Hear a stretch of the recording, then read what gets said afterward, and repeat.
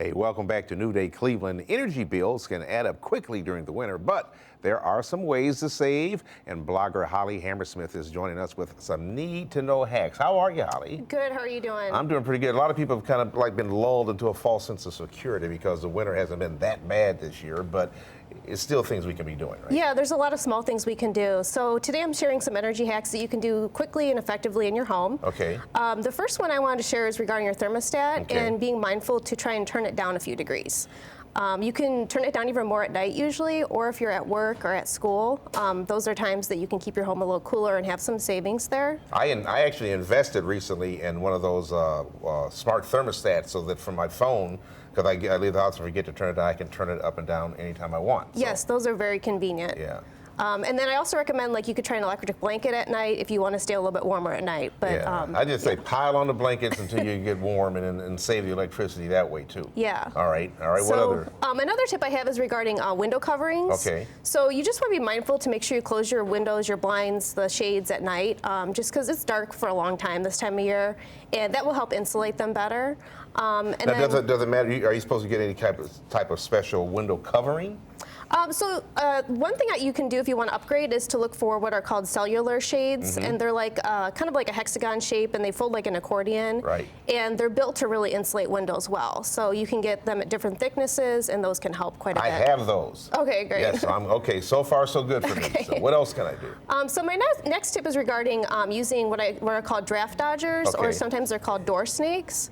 And you can either make these yourself or purchase them. And it's a tube of fabric that's filled with an insulating material, such as like dry rice. Okay. And you place it at the base of the door to keep any cold air from coming in. Okay. And if you have windows with ledges or sills, you can also use them on windows. Now, something that a lot of people don't know on those thresholds, because they wear out or the door gap, they have screws. You can adjust those to raise them up and make a tighter seal too. Yeah, so a lot of things you can do. Okay. So now, what other hacks do you have for us? So regarding your electric bills in the winter, it's dark a lot longer, so we're using the lights more. Just to try and be mindful to turn off lights in rooms that you're not in.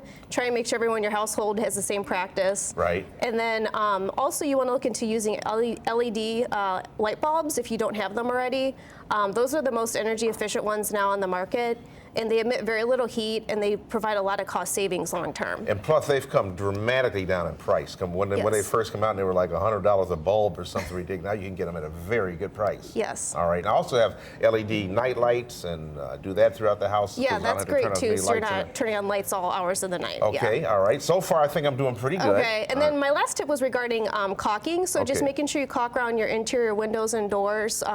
You can sometimes see cracks or even feel cold air coming in, especially if they're older windows or doors.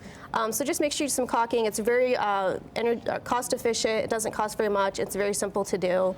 All right, I'm going to admit I'm kind of lackadaisical on the caulking. Okay. But it's certainly something I should do. And even, I know some people even go as far as putting some type of insulation behind like the electrical outlet covers and that type of thing. Yeah, there are covers. That'd be another thing you can do. And with the caulking, if there's a large gap, you can get like foam tubing to fill that in. So there's a lot of things on the market you can get to help out with this. Do you have a blog? Or? Yes, my blog is Welcoming Simplicity, and the address is blog.hollyhammersmith.com. And I write about cultivating a healthy home and lifestyle and include tips like we shared today. All right, sounds good. Thank you so much for being with us. Thank you. Let's see what Natalie's up to.